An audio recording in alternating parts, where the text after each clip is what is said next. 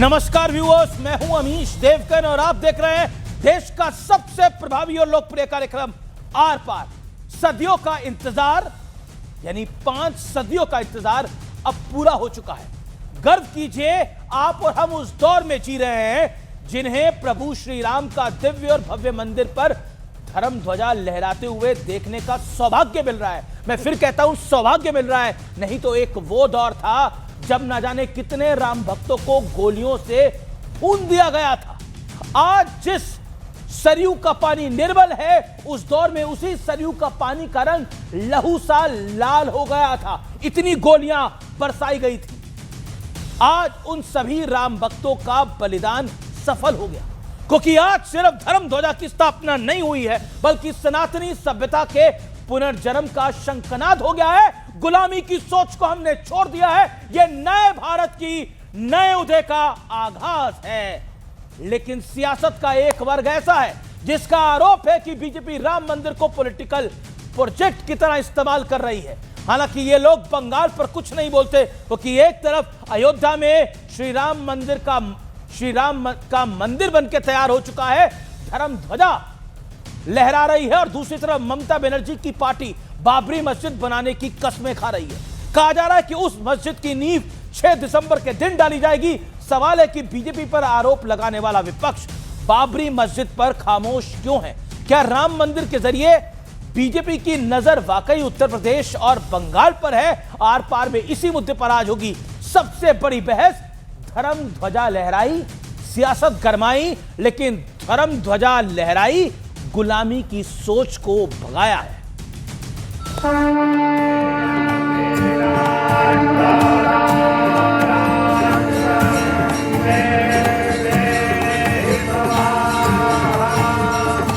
सियावर रामचंद्र की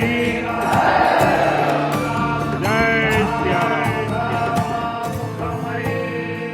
ये वो सपना था जिसके सच होने के इंतजार में 500 वर्ष बीते।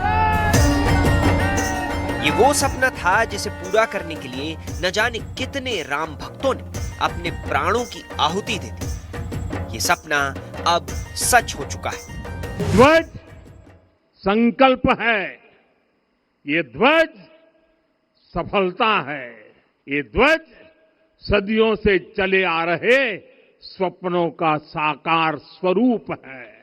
ये गुलामी की मानसिकता ही है जिसने इतने वर्षों तक रामत्व को नकारा है। प्रभु राम को भी काल्पनिक घोषित किया जाने लगा। इतना ऊंचा ध्वज चढ़ाना कितना समय लगा आप जानते हैं? 500 साल छोड़े तो भी 30 साल तो लगे ही। पिछले 500 वर्षों में साम्राज्य बदले, पीढ़ियां बदली, किंतु आस्था अडिग रही, न झुकी और न रुकी। सदियों का संकल्प। हालांकि राम का काज हो और विघ्न की कोशिश ना हो, ऐसा कैसे हो सकता है?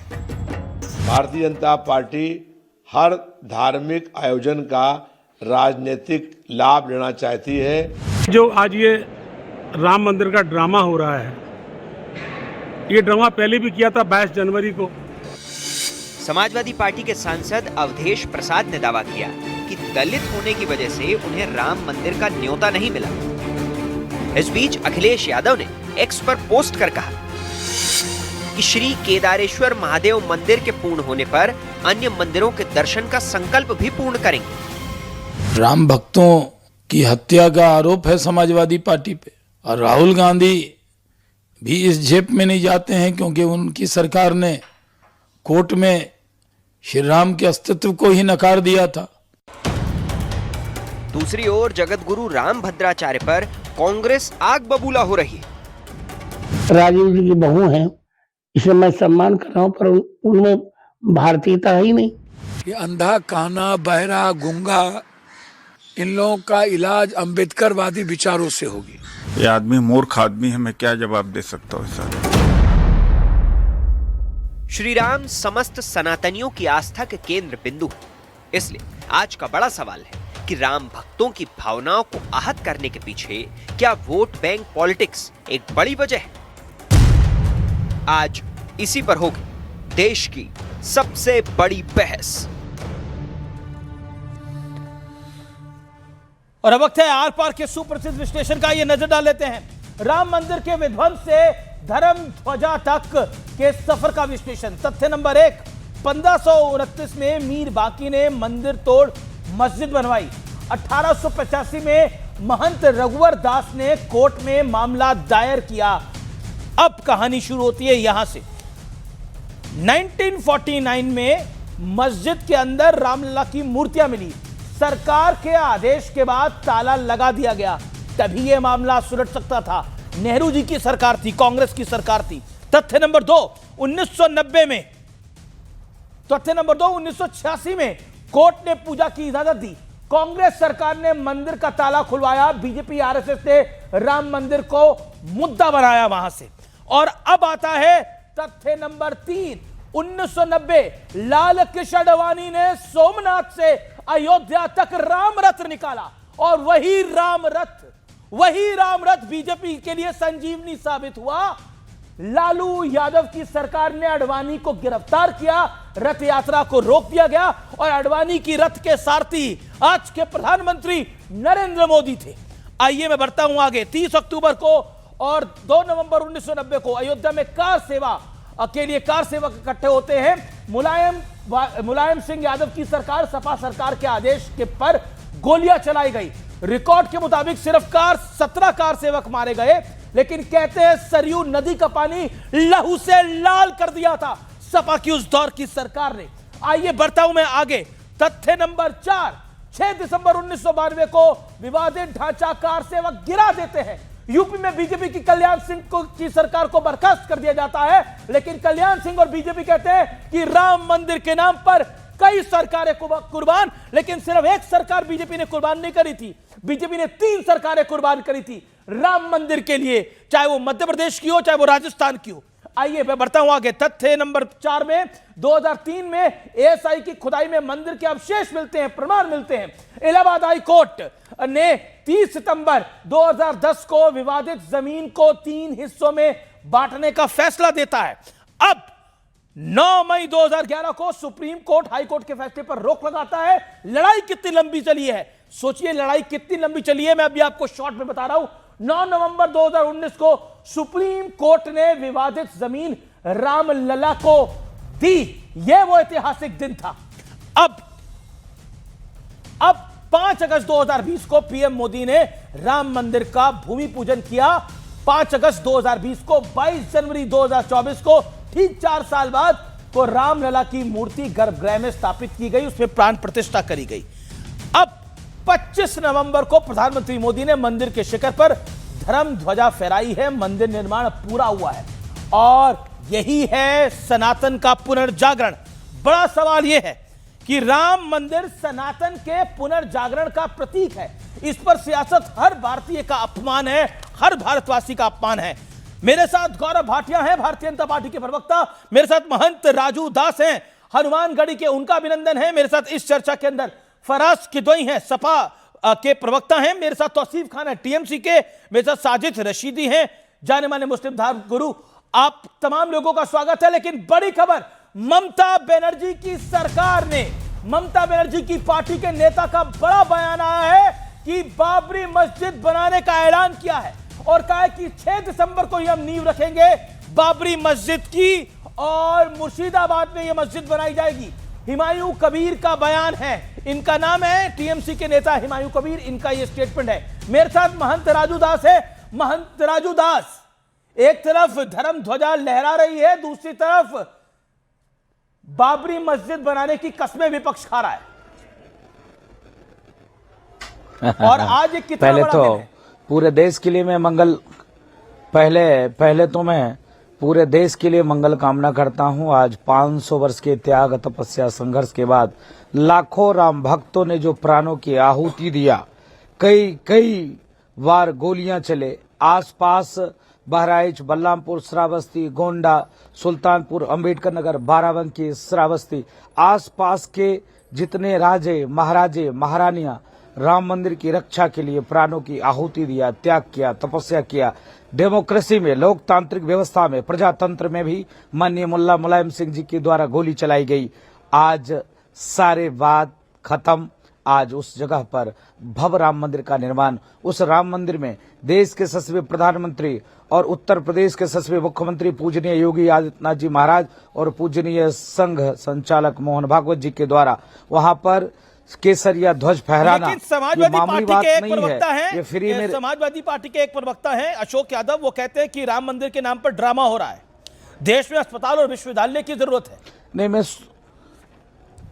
मैं कहता हूं कोई दिक्कत नहीं। वो हॉस्पिटल माननीय अखिलेश यादव की जितनी संपत्ति है सब पर वो हॉस्पिटल बना दे, सब पर विद्यालय बना दे, कोई दिक्कत नहीं है। जहां जमीन खाली हो सब पर विद्यालय बना दे। देश में विद्यालय की भी जरूरत है, हॉस्पिटल की भी जरूरत है, लेकिन ये मंदिर और मस्जिद की लड़ाई नहीं थी, यह जन्मभूमि की बात है। मैं पूछना चाहता हूं, क्या माननीय अखिलेश यादव जी अपनी जन्मभूमि परिवर्तन कर देंगे क्या? क्या अपने पिता का नाम परिवर्तन कर देंगे? उनका पिता कोई उनका विपक्ष क्या, एक सेकंड महंत राजू दास आप एक सेकंड रुकिए। आप लोग चाहते क्या है? एक तरफ आपकी सहयोगी ममता बनर्जी वहां पर बाबरी मस्जिद बना रही है, अशोक यादव कह रहे हैं, इसके अलावा गोपाल यादव हैं, इसके अलावा अवधेश प्रसाद है, कई लोगों के बयान है मेरे पास, रविदास मेहरोत्रा है, कई लोग कह रहे हैं कि मंदिर बनाने की आवश्यकता क्या थी, ये ड्रामा हो रहा है।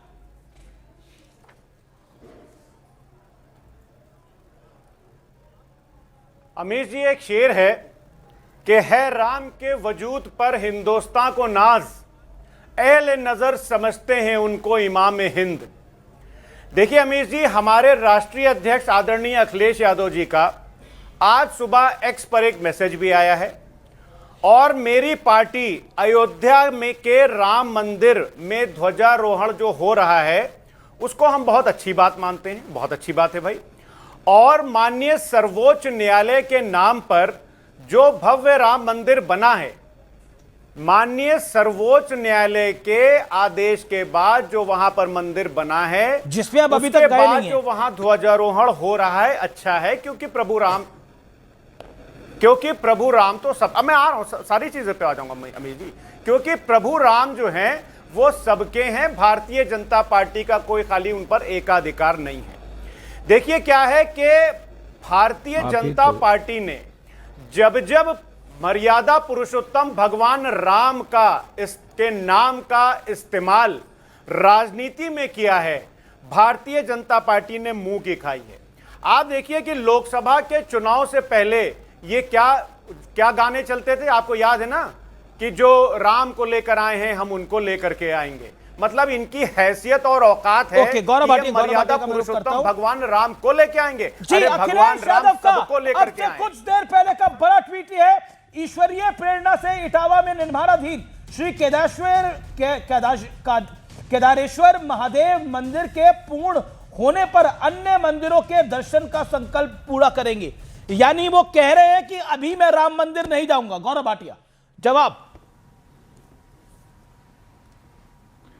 अमीश भाई, आज ऐतिहासिक दिन है और ये दिखाता है कि सहिष्णु हैं हम लोग, हिंदू लोग, लेकिन उसके बाद भी कितने ताकतवर हैं।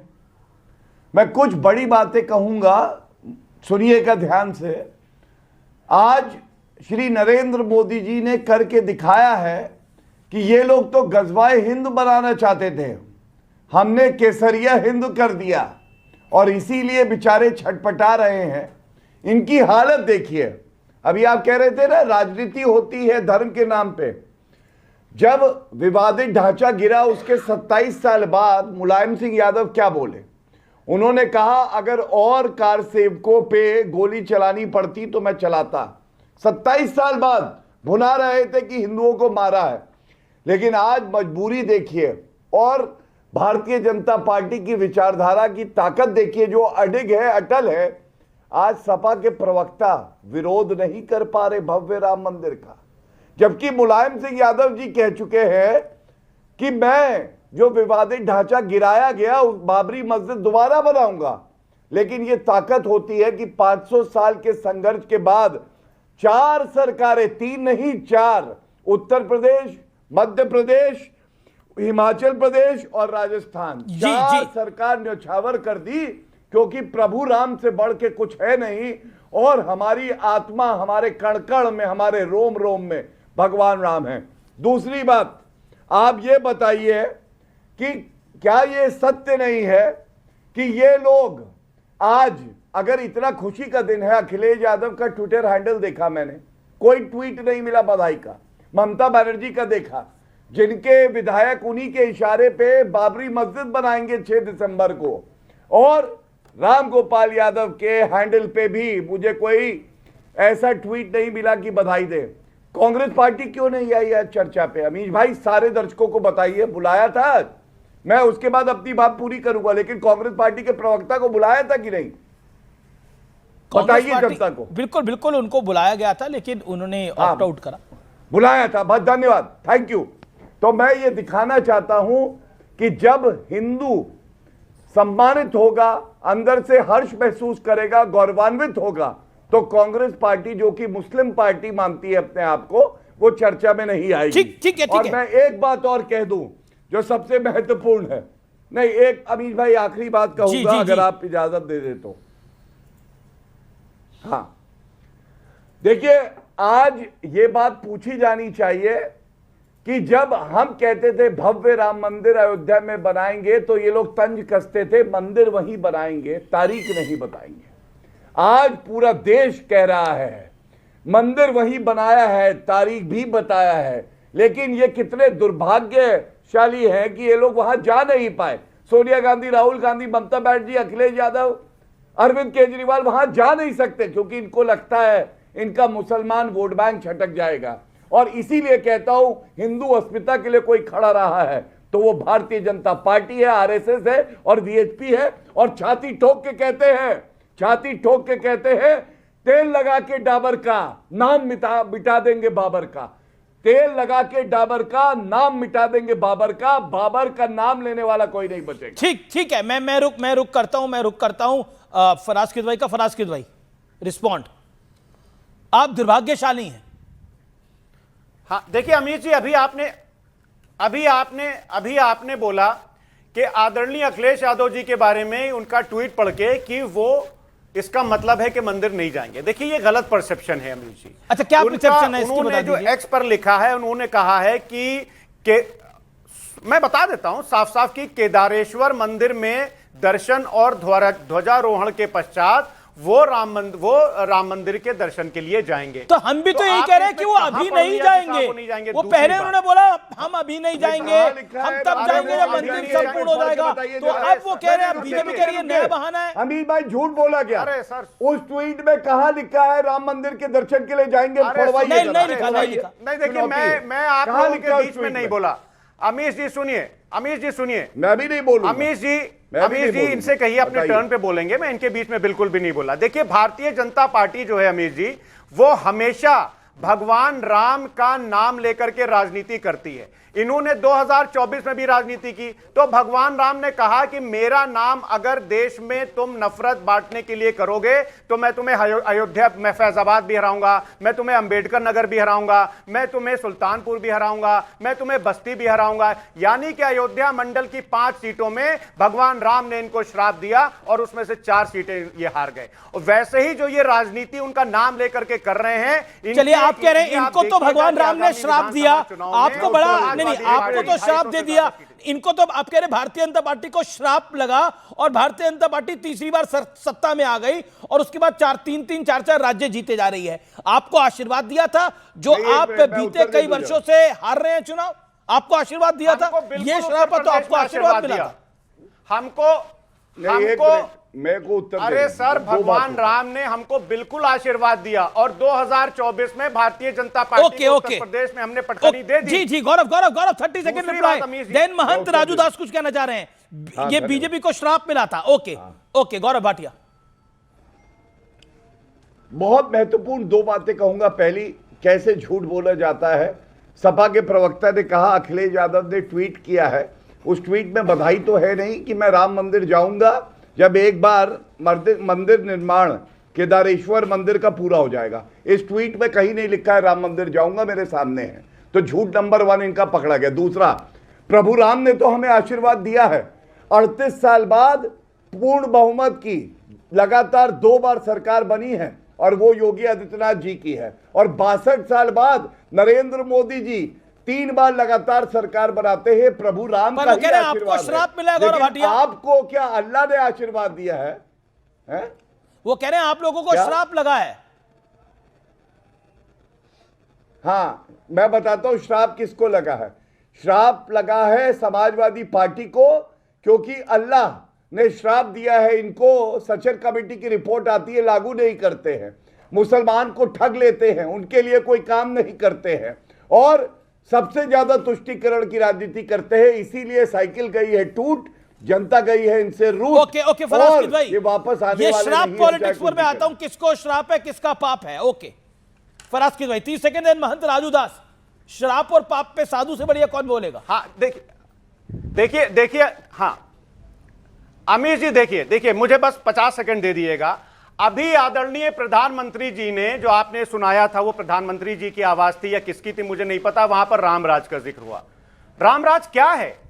महंत राजू दास जी बैठे हुए हैं। गोस्वामी तुलसीदास जी ने उत्तरकांड में जो रामराज की जो परिकल्पना है उसमें क्या कहा है कि रामराज बैठे त्रिलोका, हर्षित भय गए सब शोका, बैरू ना कर काहू संग कोई, राम प्रताप विषमता कोई। इसका मतलब क्या हुआ? इसका मतलब तो यही हुआ ना कि श्री राम जी के गद्दी पर बैठते ही तीनों लोग प्रसन्न हो गए, लोगों की मन की कुटिलताएं दूर हो गईं, सब में भाईचारा बढ़ गया। लेकिन भारतीय जनता पार्टी आज की तारीख में इस देश में क्या कर रही है? जो गोस्वामी तुलसीदास जी ने जो राम राज की परिकल्पना दी थी, उसके विपरीत ये काम कर रहे हैं। ये देश में नफरत फैला रहे हैं, ये भाई से लड़ा रहे हैं। महंत राजू दास, श्राप मिला है बीजेपी वालों को। हुआ है जाकी रही भावना जैसी, प्रभु मूरत देखे तीन तैसी। जिसका जो भाव है उस भाव से देख रहा है।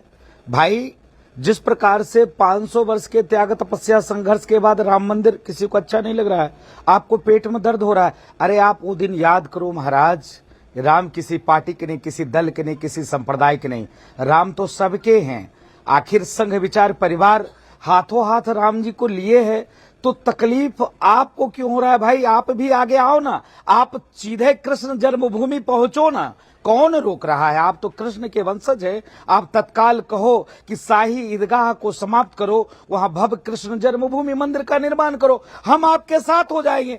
दिक्कत क्या है? समस्या क्या है? प्रॉब्लम क्या है? आपको प्रॉब्लम यह है कि राम मंदिर कैसे बन गया, आपको प्रॉब्लम यह है कैसे मोदी जी, योगी जी और संघ प्रमुख मोहन भागवत वहां पहुंचकर अब भगवा ध्वज फहरा दिए। आपको प्रॉब्लम यह है कि कैसे देश में शांति है, जब दंगा होगा तो दुकान आपका चलेगा। और रही बात चुनाव जीत हार की, तो मैं तो मानता हूं संघ विचार परिवार चुनाव जीत हार का मायने कोई नहीं रखता है। हमारे लिए मायने राम मंदिर था, राम मंदिर बन गया, सबके लिए एकदम सौभाग्य की बात है। ओके फराज भाई आइए, वो कह रहे काशी में साथ आइए।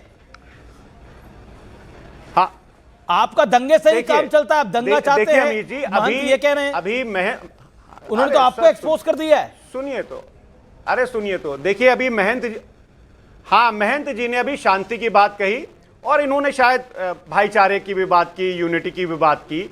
मैं तो फिर से बोल रहा हूं हाथ जोड़ करके मोदी जी से कि गोस्वामी तुलसीदास जी ने जो लिखा है रामराज के बारे में, वो रामराज हमको दे दीजिए, क्योंकि इनका जो माननीय मोदी जी का जो राज है, उस राज में एक अखलाक का के जो हत्यारे हैं, उस हत्यारे का केस कौन वापस लेता है? स्टेट। कर्नल सूफिया कुरैशी को जो लोग बदनाम करते हैं और कहते हैं कि वो आतंकवादियों की बहन है, वो कौन है? वो इनके मंत्री विजय शाह। एक महिला जिसके बलात्कारियों को मिठाई खिलाई जाती है, उनको मालाएं पहनाई जाती हैं, क्यों? क्योंकि उसका नाम बिल्किस बानो होता है। ये मोदी जी का राज है। मोदी जी के राज में धमाका करने वाले का मुकदमा वापस किसने लिया? अयोध्या में बम धमाका करने वाले का मुकदमा वापस किसने लिया? चाहिए जनता को राजू महंत जी नहीं, तो आप पूजनीय महोदय, सरकार आपसे निवेदन है, आपसे निवेदन ये है, मैं पूछना चाहता हूँ, 84 कोसी परिक्रमा में आपके परिवार को तो कोई तकलीफ नहीं थी, हम लोग को जेल कर दिया गया। 84 कोसी परिक्रमा से किसी मुसलमान को तकलीफ नहीं थी, सपा की सरकार थी, जेल में डाल दिया गया। कहने का मतलब था आए दिन दंगा होता था। क्यों दंगा होता था? क्या उस दंगे में मुसलमान नहीं मारा जाता था? क्या उस दंगे में हिंदू परेशान नहीं होता था? कहने का भाव है कम से कम आप इतर हटके, राजनीति से हटकर आज इतने वर्षों के बाद, 500 वर्षों के बाद राम मंदिर का निर्माण, और राम मंदिर के निर्माण में भव्य राम मंदिर और उस पे भगवा ध्वज लगना, तो किसी को तकलीफ नहीं होना चाहिए। लगातार आप पॉलिटिक्स करिए ना, कोई दिक्कत नहीं है। मोदी जी किससे लड़ने का दम नहीं है, योगी जी से लड़ने का दम नहीं है, तो आप सनातन पे टिप्पणी करने के लिए आप तैयार हो जाते हैं। साजिद रशीदी को मैं लेके आता हूं चर्चा के अंदर। साजिद रशीदी, क्या आपको लगता है जो पॉलिटिक्स हो रही है वो सही है, और आपको लगता है कि ये पुनर्जागरण है भारतीय सभ्यता का, जो भगवा ध्वज लहराया गया है, जो राम ध्वज लहराया गया है? देखिए अमीश, 2-4 बातें आपने अपने इंट्रो में कही, मैं उनको बताना चाहता हूं। आपने इंट्रो में जो 2-4 बातें कही वो देश का जो सुप्रीम कोर्ट है उसके फैसले के बिल्कुल खिलाफ कही। सुप्रीम कोर्ट ने कहा कि हमें ऐसा कोई साक्ष्य नहीं मिला कि मंदिर तोड़कर मस्जिद बनी हो। आपने कहा मीर बाकी ने मंदिर तोड़कर मस्जिद बनाई। सुप्रीम कोर्ट ने कहा कि 1949 में मूर्तियां गलत तरीके से रखी गई। आपने कहा कि 1949 में रामलला प्रकट हुए। सुप्रीम कोर्ट ने कहा कि 1992 में बाबरी मस्जिद को इलीगल तरीके से तोड़ा गया। आपने कहा राम यात्रा की सफलता हुई। सुप्रीम कोर्ट ने कहा कि जो लोग इस कॉन्स्पिरेसी में शामिल थे उनको सजा होनी चाहिए, और आप उसके उलट कह रहे हैं। झूठ बोल रहे हैं अमीश भाई, ये तो बात गलत है। सुप्रीम कोर्ट ने जो कहा है आप बता रहे हैं, पैराग्राफ बताइए। नेशनल टीवी पर झुठलाना चाहते हैं, वो भी वकील है, उन तथ्यों को दबाना चाहते हैं। मेरी बात पूरी हो जाए, पहले मेरी बात पूरी हो जाए। अरे क्यों पूरी हो जाए? अरे भाई मेरी बात पूरी हो जाए। अमीश भाई पैरा नंबर पूछिए। चलिए जजेस का नाम बताइए। ये क्या तरीका है अमीश भाई? 5 जजेस का नाम भाई बताइए। ये तो कोई बात नहीं हुई। अरे झूठ बोलोगे तो चौंकेंगे नहीं क्या? मेरी बात पूरी हो जाए, मेरी बात पूरी हो जाए। इसकी अध्यक्षता में फैसला आया। मैंने कोई सवाल गौरव भाटिया से अभी तक नहीं किया। दूसरी बात, अरे सुनो भाई, गौरव भाटिया सुनो, तो बोलने नहीं देंगे। इस देश का जो 5 जजेस का नाम बताओ।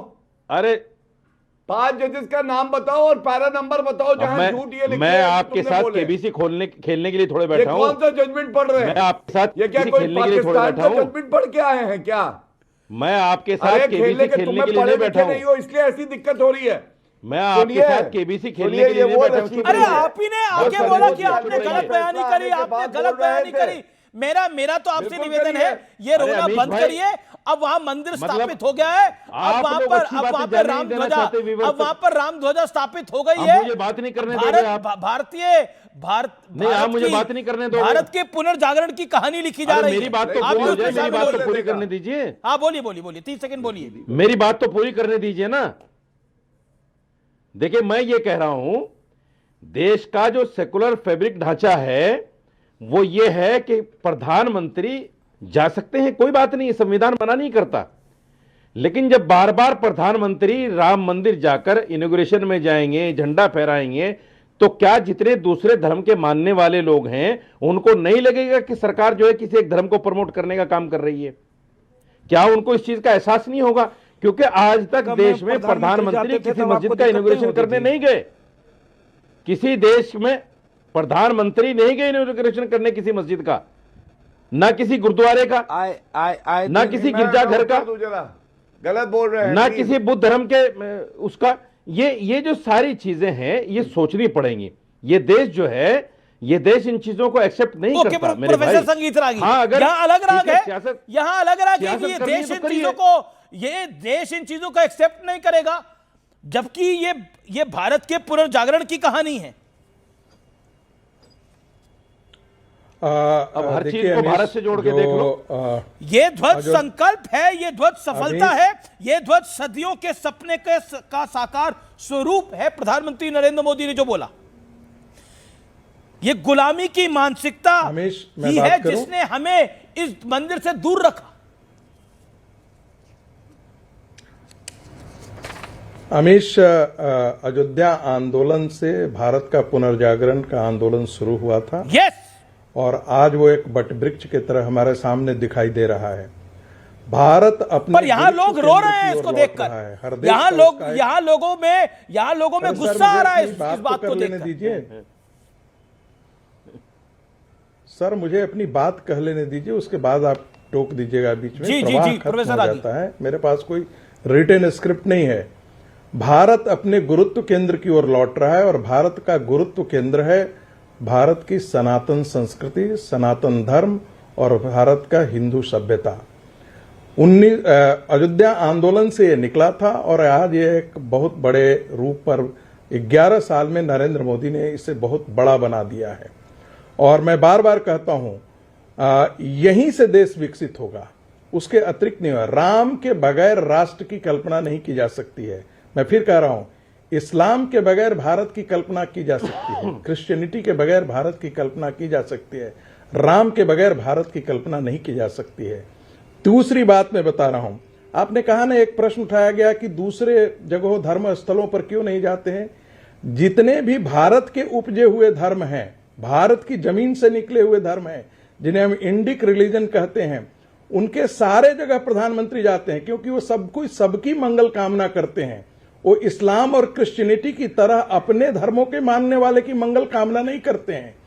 चौथी बात मैं कह रहा हूं, यहां पर कहा गया कि भाई श्राप है, तो क्या गाजा में जो है अल्लाह की कृपा बरस रही है? जो तेहरान में मारे जा रहे हैं, अल्लाह की कृपा बरस रही है? अफगानिस्तान में और सीरिया में मुसलमान मारे जा रहे हैं, वो अल्लाह की कृपा बरस रही है? ये किस प्रकार का तर्क है? मजेदार बात है। एक और बात, कोई हिंदू मुसलमान नहीं, लेकिन भारत के अंदर मैं राम राज्य कब आया था? राक्षसी तत्वों के नष्ट करने के बाद राम राज्य आया था। तो जो लोग जिहादी मानसिकता के हैं, जो जिहाद में विश्वास करते हैं, जो हिंदुओं को काफिर समझते हैं, जो हिंदुओं के धर्म स्थलों को लूटने और तोड़ने, हिंदू देवी देवताओं को, उनकी मूर्तियां खंडित करने के साथ जो खड़े हैं, जब तक उन जिहादी मानसिकताओं का, जिसे हम कहते हैं, जब तक उसका आप नहीं करते हैं, मानसिकता वो खत्म नहीं करते हैं, तब तक राम राज्य नहीं आ सकता है। ओके, साजिद रशीदी कुछ कहना चाहते हैं? नहीं बढ़ रहा है। साजिद रशीदी, फराज किदवई कुछ कहना चाहते हैं? साजिद रशीदी 30 सेकंड्स। मैं ये पूछना चाहता हूं प्रोफेसर साहब से, जो सन 6 हिजरी में हिंदू राजा दूसरे का मंदिर तोड़ के लूट के लाते थे, उनके बारे में क्या ख्याल है इनका? दूसरी बात इन्होंने कही कि मुसलमान के बगैर और ईसाई के बगैर हिंदुस्तान की कल्पना है। बिठाया हुआ है उन्हें। मोहन भागवत जी ने तो ये कहा था, मोहन भागवत जी ने तो ये कहा है कि देश में हिंदू मुसलमान थे, हैं और रहेंगे, मुसलमान के बगैर भारत की कल्पना नहीं हो सकती। ये क्या दो तरह की दो मुही बातें हो रही हैं भाई? मैं उत्तर देना चाहता हूं। एक तरह की बात होनी चाहिए ना, उत्तर देना तो आरएसएस का प्रचारक होते हुए मेरा सिर्फ ये कहना है, मैं किसी धर्म पर टिप्पणी नहीं कर रहा था। विष्णु पुराण में भी भारत का जिक्र है, महाभारत में भी भारत के जितने जनपद, पठार, नदियां, पर्वत सबका जिक्र है। उस समय भी भारत की कल्पना थी और एक आक्रांता धर्म यहां पर आता है और वो भारत के हिंदू मंदिरों को तोड़ करके, नष्ट कर करके अपनी संस्कृति को भारत पर आरोपित करता है। ये मानसिकता जब तक इस देश की नहीं जाएगा, तब तक वाकई राम राज्य नहीं आएगा। मैं इसी बात की स्थापना चाहता हूं। किसी संप्रदाय, किसी धर्म, 33 करोड़ देवी देवता हैं, एक और संप्रदाय आ जाता है, क्या फर्क है? लेकिन उनके बारे में क्या है? संप्रदाय के साथ ये है कि वो मेडिकल जिहाद करता है। बनारस में जो 150 मंदिर टूटे हैं, उनके बारे में बताइए। करता है वो पढ़ने के लिए, बनारस में जो 150 मंदिर टूटे हैं उनके बारे में बता दीजिए। की शिक्षा लेकर के दूसरे धर्मों को मारने की बात करता है। अरे बनारस में जो 150 मंदिर टूटे हैं उनके बारे में बता दीजिए भाई साहब। नहीं समन्वय हो सकता। जी उस पर नहीं बोलेंगे। सच्ची बातें तो कड़वी लगेंगी ही लगेंगी। सच्ची बातें कबीर के बयान पर उमा भारती का पलटवार, बाबर के नाम पर मस्जिद स्वीकार्य नहीं होगी। इसका भी वही हाल होगा जो अयोध्या में हुआ। अयोध्या में ईंटें भी गायब हो गई थी, ये उमा भारती ने बोला है। हिमायूं कबीर ने बोला कि मैं बाबरी मस्जिद की स्थापना करूंगा मुर्शिदाबाद के अंदर। उमा भारती का पलटवार है। उमा भारती भारतीय जनता पार्टी की बड़ी नेता है, पूर्व मुख्यमंत्री हैं मध्य प्रदेश की। तौसीफ खान मेरे साथ लगातार जुड़े हुए हैं, मैं उनका रुख करता हूं। तौसीफ खान, एक तरफ राम मंदिर की में धर्म ध्वजा स्थापित हो रही है, दूसरी तरफ आप बाबरी मस्जिद स्थापित कर रहे हैं बंगाल के अंदर। फिर आप कहते हैं कि हम चुनावों में धर्म को नहीं लेकर आते। अमीश जी, आप थोड़ी धैर्य रखिएगा। आपने सुप्रीम कोर्ट के जजमेंट का उल्लेख किया। सुप्रीम कोर्ट के जजमेंट ने कहीं ये नहीं कहा गया है कि हिंदुस्तान में राम मंदिर बन जाने के बाद कोई दूसरी मस्जिद नहीं बन सकती या दूसरी मस्जिद के नाम बाबरी मस्जिद नहीं हो सकती। Point number 1। दूसरी बात ये क्यों तो आसिफ खान साहब बाबरी क्यों किसी और के नाम पे बनाइए? औरंगजेब और बाबर से प्यार क्यों है इतना? अमीर जी थोड़ा सा धीरज रखिए, मुझे बोलने दीजिए। आप सिर्फ बीजेपी वालों के साथ में आप बोलिए अपना व्यवहार करते, जहां मैं आता हूं, जहां कांग्रेस है, टीएमसी, आप सौतेला व्यवहार करते, ऐसा ना करिए। हम सब उसी भारत के सपूत है, हम दोनों का हक बराबर है। बीजेपी जो है अपना और नॉन बीजेपी सौतेला, ऐसा ना करिए। तो पहली बात मैंने कहा कि सुप्रीम कोर्ट के जजमेंट में कहीं ये नहीं लिखा हुआ है कि कोई दूसरी मस्जिद भारत में नहीं बन सकती, और ये भी नहीं लिखा हुआ है कि उसमें उसका नाम बाबरी मस्जिद नहीं हो सकता। दूसरी बात कि जो व्यक्ति ये मस्जिद बनाने का प्रपोजल जिसने दिया है वो एक एमएलए है, वो अपने इलाके का है, वो अपने इलाके में अपने निजी जमीन पे उसने प्रपोजल दिया कि वो ये मस्जिद बनाएगा। अब उसका खुद का नाम हुमायूं है, तो अगर जिसको प्रॉब्लम है कि ये व्यक्ति भी अपना नाम बदल दे, क्योंकि हुमायूं का बेटा, हुमायूं जो है बाबर का बेटा है, अब वो उसकी मर्जी, वो अपने पैसे से अपने जमीन पे मस्जिद बना रहा है, अब उसका नाम बाबरी रख रहा है। अब हाँ, बाबरी मस्जिद की सिग्निफिकेंस ये है कि सुप्रीम कोर्ट ने कहा कि 6 दिसंबर 1992 में अयोध्या में बाबरी मस्जिद को शहीद किया गया, वो एक क्रिमिनल एक्ट था। ओके, गौरव भाटिया इसमें जवाब देना चाहते हैं। गौरव भाटिया, और जिन लोगों ने डिमोलिश किया उसको सजा मिलनी चाहिए, ये सुप्रीम कोर्ट ने कहा है। ओके गौरव भाटिया, हाँ, अगर कुछ इलीगैलिटी है तो गौरव जी को बोलिए कि वो जो है केस कर दे। ठीक है गौरव भाटिया, आपको मेरी आवाज मिल रही है? हाँ अमीश भाई, पहले तो देखिए सबसे ज्यादा जरूरी यह है कि पूरे देश को पता चले कि हम लोगों को किनके साथ चर्चा करनी पड़ती है। यहां पे एक व्यक्ति बैठे हैं, साजिद रशीदी, ये उनका ट्वीट है, कह रहे हैं जहां मंदिर बन रहा है उसको ध्वस्त करूंगा और वहां मस्जिद बनाऊंगा। ये सर्वोच्च न्यायालय के जजमेंट आने के बाद है। ऐसे लोगों से हम लोग चर्चा करते हैं जिनको 1 साल में एक बार अपॉइंटमेंट दे के ना बुलाएं और इनसे चर्चा करनी पड़ती है। ये हमारे मंदिर को ध्वस्त करने की बात कर रहे हैं, इनकी इतनी हैसियत है। ये जो पीछे झंडे लगा रखे हैं, तलवारें लगा रखी हैं, मैं इनको बता रहा हूं, जब तलवारें चली थी ना तो पजामे ऊपर किए थे कुछ ने, ये वो वाले हैं जो पजामे ऊपर किए थे। कुछ लोगों ने अपना सर कटवाया था, गुरु तेग बहादुर जी ने, शिवाजी महाराज जी ने, संभाजी महाराज जी ने। हमारे आदर्श वो हैं, हुमायूं और बाबर नहीं है। दूसरी बात, जजमेंट में क्या लिखा है मैं पैरा के साथ बताता हूं, चुनौती देता हूं ये साजिद रशीदी बता दे 5 जजेस कौन थे। सर्वसम्मति से एक फैसला आया। अरे पता है गौरव भाटिया, मैं आपको रोकूंगा, इन्हें पता है कौन, मैं रोकूंगा आपको, इन्हें पता है 5 जजेस कौन थे। अमीश, ये सुन बताएंगे। साजिद रशीदी, गौरव भाटिया का मुंह बंद करिए, 5 जजेस बता दीजिए कौन से हैं, मुंह बंद करिए इनका, 5 जजेस कौन से थे? अमीश सुनिए। हाँ 5 जजेस, अमीश सुनिए। हाँ 5 जजेस, आप सुनाइए। अगर बाबर से, हुमायूं से, अकबर से इतनी एलर्जी है तो जो लाखों लोगों के नाम बाबर, हुमायूं और अकबर हैं, एक पार्लियामेंट में बिल पास कर दीजिए ना। हुमायूं अकबर बाबर पार्लियामेंट में बिल पास कीजिए। हुमायूं अकबर जितने बाबर के नाम है, जितने हुमायूं और अकबर के नाम है, सब लोगों को बाहर निकाला जाएगा। औरंगजेब नाम के लोगों को देश से निकाला दिया जाएगा। बताइए ना, पूछिए पार्लियामेंट में, पूरे देश पार्लियामेंट में पास करा दीजिए ना बिल, जिसका नाम नहीं कि जितने औरंगजेब, जितने बाबर, जितने जहांगीर, जितने हुमायूं नाम के लोग हैं, अरे हर चीज पार्लियामेंट में पास थोड़ी करानी है। करवाइए साजिद रशीदी, करवाइए पार्लियामेंट में संसद से थोड़ी पास होगी। हिम्मत किसी के अंदर, अब ये संविधान में थोड़ी लिखा हुआ है कि बच्चों को अपने माँ बाप के चरण स्पर्श करने होते हैं। एक सेकंड, ये संविधान में थोड़ी लिखा हुआ है, और ये संसद में थोड़ी पारित हुआ है कि धर्म गुरुओं का सम्मान करना चाहिए। ये संसद में पारित तो नहीं हुआ ना, लेकिन करते हैं ना लोग। आपको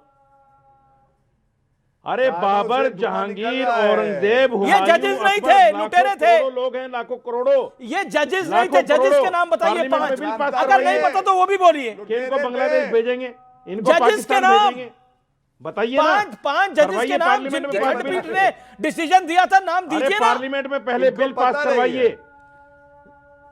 पार्लियामेंट में पहले बिल पास करवाइए। क्या किस चीज का बिल पास करा है? एक सेकंड गौरव भाटिया, अब देखिए इन्होंने अलग सी डिमांड, एक सेकंड बड़ा हो गया कार्यक्रम के अंदर भाई, अलग सी डिमांड हो गई है। संसद ने बिल पास कराई है, अगर रशीदी जी को नाम देने हैं। अब बताइए विंटर सेशन में ये बिल लेकर आए कि रशीदी जी 5 जजेस के नाम तब बताएंगे जब संसद में बिल आएगा। चलिए तब तक आप अपने फोन में गूगल खोल के देख लीजिए। मेरा आपसे निवेदन है, फिर जवाब आएगा। ओके एक सेकेंड। अच्छा नहीं, मुझे जरूरत नहीं है, मुझे गूगल खोल के नाम देखने की जरूरत ही नहीं है। और ना मैं यहाँ केबीसी खेलने के लिए बैठा हूँ, मैं केबीसी खेलने के लिए नहीं बैठा हूँ। ये लीजिए, मैं यहाँ ठीक है गौरव, यहाँ डिबेट में बैठा हूँ और अपना तर्क रखने के लिए बैठा हूँ, केबीसी खेलने नहीं आया हूँ मैं यहाँ। सुनिए, जो अब कान खोलिए, कान से धुआं निकल रहा है, कान खोलिए और मैं बताता हूँ जजमेंट में क्या लिखा है जो हिंदू समाज के पक्ष में था। Para 788, a Hindu temple-like structure existed beneath the Babri Masjid. 784, Hindu worship at the site continued for centuries and never ceased. Para 800, Hindu belief in Ram Janambhoomi is legitimate and historically rooted. Para 807, Muslims failed to prove exclusive possession of the inner sanctum.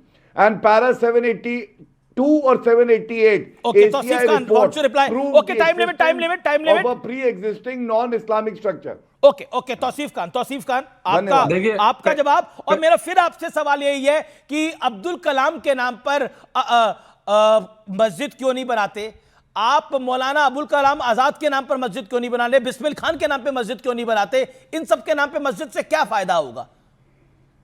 देखिए अमीश जी, अगर अबुल कलाम के family का कोई हो जो अगर बना रहा हो मस्जिद, तो बेशक वो उनका नाम पे वो नाम उनका वक्त दे सकते हैं ईसाले सवाब के तौर पे।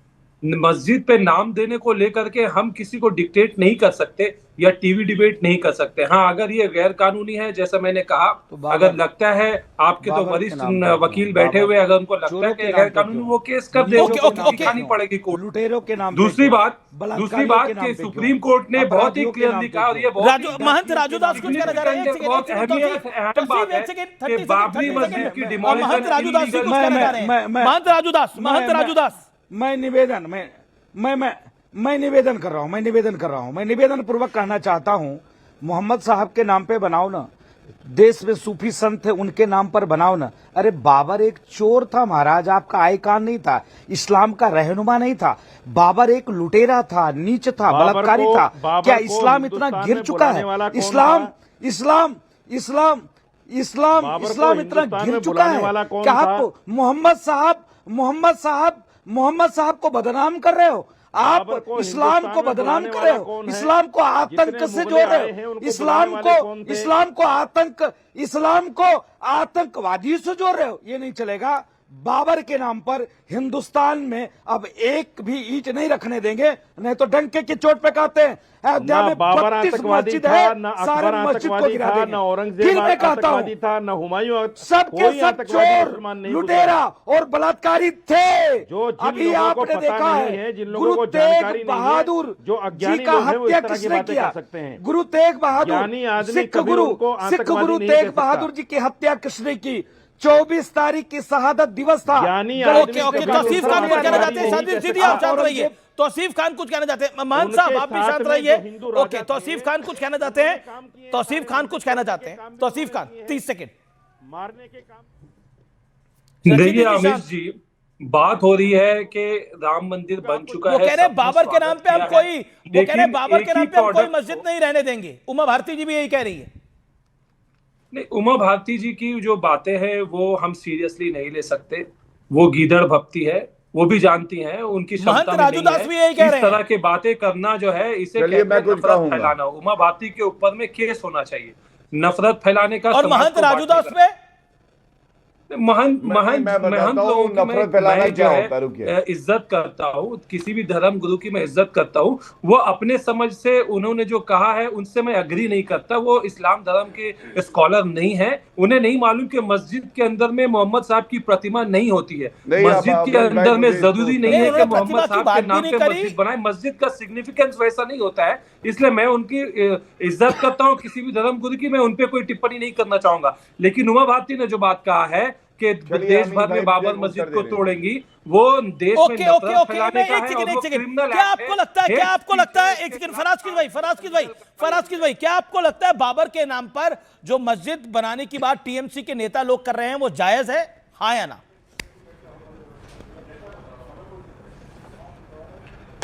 देखिए अमीर जी, टीएमसी के नेता और उनके विधायक क्या कह रहे हैं उसके लिए टीएमसी के प्रवक्ता बैठे हैं, आप उनसे सवाल कीजिए। आपकी राय क्या है? अभी यहाँ पर कहा आप गया, क्यों भाग रहे हैं इस सवाल से? बाकी तो 32 चीजों पे आप बोल रहे हैं, मैं आपसे पूछ रहा हूं कि बाबर के नाम पर मस्जिद बनाने की वादा कर रही है टीएमसी, क्या सही है गलत है? मतलब आपको भी लगता है ये गलत है एक तरह से? मेरी राय में अरे सर सुनिए तो, मेरी राय में अगर किसी के नाम से इस देश के हिंदू भाइयों को चिढ़ है, उससे नफरत करते हैं, तो उस नाम को नहीं इस्तेमाल करना चाहिए। जो एकता की बात है उसके हिसाब से इसको अवॉइड करना चाहिए। अवॉइड करना चाहिए। एक सेकंड मैं रुक करता हूं, एक सेकंड। बड़ी खबर, इमरान मसूद कांग्रेस के मेंबर ऑफ पार्लियामेंट ने एक बड़ी स्टेटमेंट दे दी है। उनको ने कहा है कि हुमायूं कबीर के बयान पे उन्होंने बड़ी स्टेटमेंट दी है, मस्जिद सियासत के लिए नहीं है, इबादत के लिए है। बाबरी बनाने की बात कहकर आप नफरत फैला रहे हो। ये कांग्रेस मेंबर ऑफ पार्लियामेंट है। आपने सपा के प्रवक्ता को भी सुन लिया। अभी मैं रुक करता हूं तौसीफ खान, आपका बाबरी मस्जिद बनाकर आप गलत कर रहे हो। कांग्रेस भी ये मान रही है, सपा भी ये मान रही है। जवाब तौसीफ खान।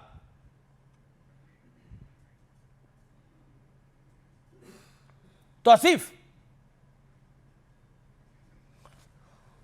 मैं अपनी बात कह लूं? लगता है उनसे अभी संपर्क नहीं हो पा रहा। मैं ब्रेक ले रहा हूं, ब्रेक के बाद आ रहा हूं। बड़ी खबर के ऊपर आप देख रहे हैं न्यूज़ 18 इंडिया।